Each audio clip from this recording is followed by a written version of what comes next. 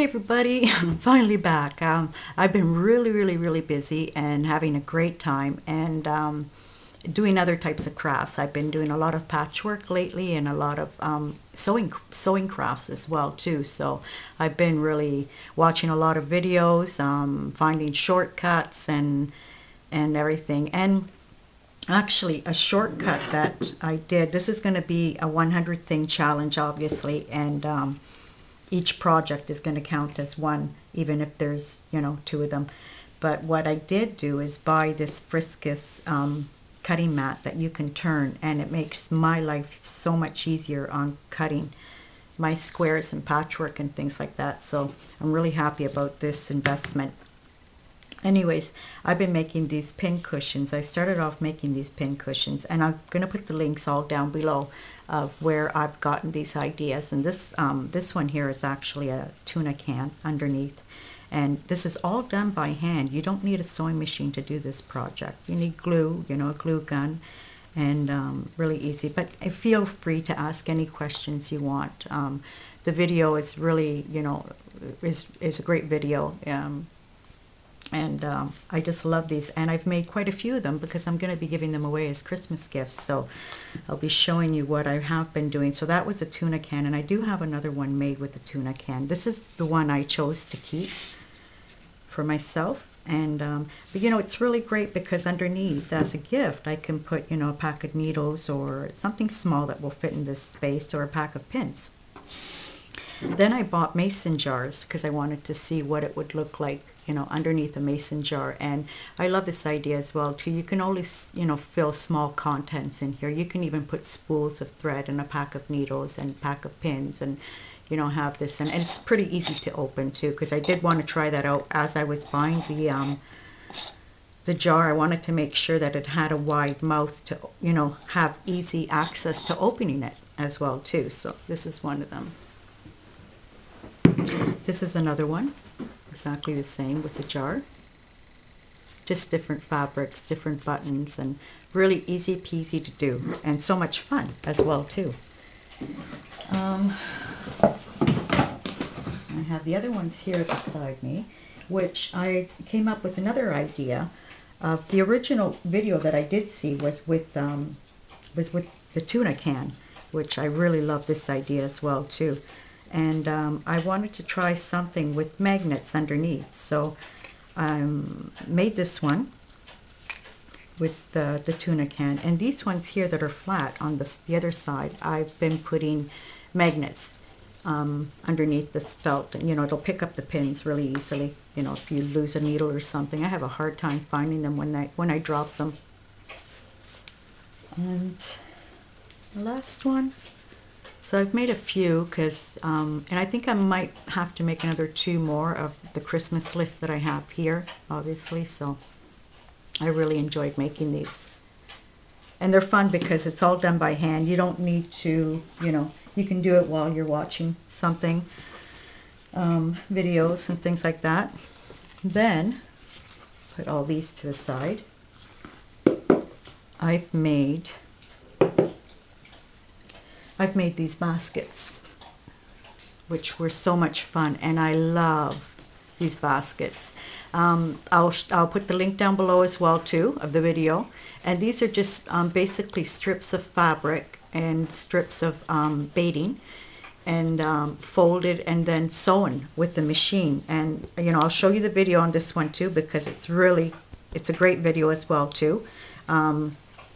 I found it fairly easy to do, and I put some rickrack into mine. So these are all separate tubes, I'll call them, because they become a tube at the end, sewn together. On the inside there's the baiting, and I'm using this right now. These are some scraps that I had left over, which I'm using for some of my baskets as well too, because they're long strips. I don't know what to do with them, and it's a nice thickness, so it's great for this kind of crafting. And then I made this one here. I wanted to try another size. This is still incomplete. I want to, put maybe buttons and something around the bottom, a nice lace, to also cover up the mistakes that I've made. I don't know if you can see that, but yeah, there's lots of mistakes in this one. But I love this this group of colors as well too. I've made baby blankets with this group of colors for baby boys. Okay, what else have I been doing? Oh, this one here. This one here is another project that I've been wanting to try as well too. And this is a type of patchwork that's called Quilt As You Go. Fairly easy to do. I goofed up a bit, but I figured out where I went wrong when I have to do it again. And this is basically a square that's already quilted, and then you just have to add squares together. But right now it's just this one that I wanted to try, and having fun doing that as well too. I'm seeing lots of new things that I didn't know how to do. And I love YouTube. This instead is folded in 4. And it came out really, really bad. Like my corners are completely off, you know. So anyways, I went ahead and I did it anyways. And I put it together. And it's actually a table topper. A nice square table topper. It's probably about 1 meter by 1 meter. And this will be, you know, quilted as well. And then, you know, binded so it'll be all closed up. And so a project that has to be finished. Then I have been putting together some quilts that I had started, and this is one of them. So this was a die that I bought from Sizzix that cuts your triangles perfectly. So I was able to, you know, because I have a hard time when you cut crooked in patchwork, you're gonna get, you know, crooked. You're gonna cause a mess. So it's really helpful that I find things that are already cut and just have to sew them together. And this one is not finished as well too, because I just recently bought one of these ivories to finish off this quilt. So this is another one. I love this one. This one's going to be more or less, it's going to be square. It's not going to be a rectangle quilt. It's going to be more of a bed cover. And I'm hoping to applique flowers all around the border that when I do it at the end with the ivory. I'm not going to promise anything because it's like I get into this sewing thing and then I get out of it right away, and I'll probably be back into mixed media. This is something that I have been going crazy for instead, because I'm using up all my scraps and I'm having a ball doing it. So you just basically put all your scraps together. This is another video that I'll put a link down below, and she has a series of these videos, so I'll set you to the first one. And these are just, you know, all my scraps of fabric through all the years being sewn together. And this is going to be another quilt as well too.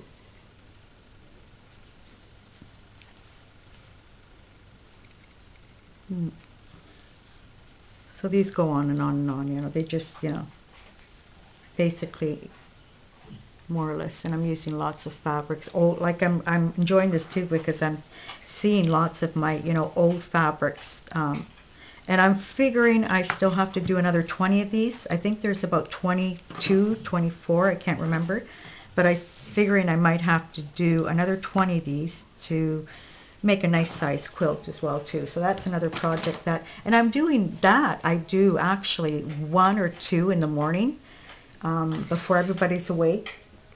I sit down behind my sewing machine and I'll put one together really fast. As long as I got my scraps all beside me and everything, and I'm just on the go. Right now, actually, that's the basic project that I have out. And, oh, and then I was fooling around with threads and things like that that I wanted to try to do something with. And even with ribbons, I've been kind of like, I would love to build a doll on a one of my sons is singing in the background. So this is just basically done with some hem that was left over from a dress. It wasn't even a ribbon. It was, you know, somebody had to hem down the dress, and my sister had a whole bunch of these, you know, pieces and things like that that I would save. And I made this really cute dress that I'll probably dress it up with a really cool belt and then make her body and then maybe stamp her face. I'm not sure yet. I see it as a journal cover, or this is another idea I have for all of these things that I've made recently. or a bag, a nice fabric bag, you know, build a girl on it and add some laces and things like that. This is another one that I want to do a fabric bag with too. It's just a whole bunch of threads just piled up on top of each other and trying to form the stem. And then I went over it with my sewing machine with some zigzag strips and things like that. And I'm planning to, you know, use this on a bag or something. And then another one that I want to use on a bag is also these ones here. I can't remember who sent me these. I'm not sure. I think it was Roz. Tell me, you guys, if you recognize these. And there was a couple more too. Actually, there's one that has the nurse, which is really cute. And I'm thinking of a little gift for another niece that's a nurse to, you know, do a little shoe bag for her that she can bring to work when she goes to work and have, you know, her nursing shoes in there or something. I don't know. Anyways, yeah, so I've been taking out these, you know, a couple of laces here and there that I want to figure out if I want to add them to the bags. And the bags is actually, I want to try using up this velvet material for bags. You know, it's just a nice fabric bag that I would probably take with me to buy fabric or to buy, you know, something else, and line it with a really pretty lining, and, you know, use these little things that I've made, form something on them, and use those too. And it's a really good idea actually as a gift as well too. Okay, what else have I been up to? Yo-yos. Yo-yos, lots of yo-yos. So I bought this little contraption. When I bought this thing here, I bought this. This wasn't, it was about $5 or some 5 euros or something like that. I can't remember. It wasn't more than 5-6 euro. And it makes your yo-yos. And who doesn't know what yo-yos are? It's, you know, fabric circles. I'll probably try to show you the best of them. And I do want to make a bed cover with this as well too. And actually not a bed cover, because then I realized that, you know, I would have had to do thousands of these. Here I even tried it with a little crochet flower on top of it, which is really cute. So these will be joined together, and you can, you know, cover your bed with it as a bed cover. Naturally, you know, you get holes as well too if you don't put a backing fabric on it, which usually there isn't a backing fabric. You can put buttons, but what I then realized is that I didn't want to make it so big, you know, to not spend my whole time making these yo-yos. And I thought of doing an old trunk cover with this. Right now I have one that's done in crochet, so I would like to make a cover for my antique trunk and cover that with those. Then, oh, you guys, I've been busy. This is another project that I've been wanting to do as well too. There's even little yellow stains on this fabric, but I don't know if you could see what that, it's like a fish scale material. It's really pretty. And this actually material is pre-cut, like it has the finished edges on both sides to have, this would be actually your size for a napkin in your kitchen, you know, a dish cloth. And so I'm thinking of doing these as a Christmas gift for somebody.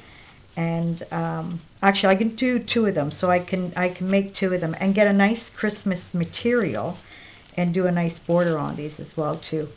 So yeah, I want to finish this up. So these are projects that I will be working while, you know, I'm not doing very many videos because it's I'm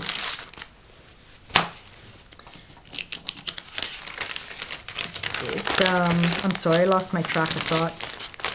I'm not doing very many videos because of the, you know, the time it takes to do all these things as well too. And yeah, I got my room pretty much bombarded with fabric, with baiting, with sewing machine, with, you know, things hanging around, finished projects in one corner, unfinished projects in another.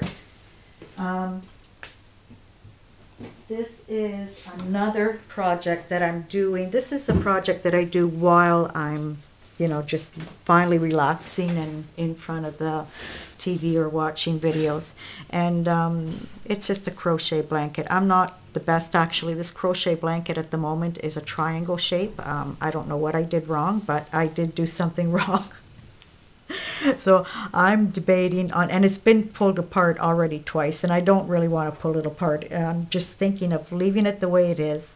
It's mine. It's not going to be anybody else's, and I can live with the mistake. So if it was something that I had to give away as a gift or something like that, I would, definitely probably take it apart and go over it again. But it's huge. I did make it too big. I should have made it much more smaller.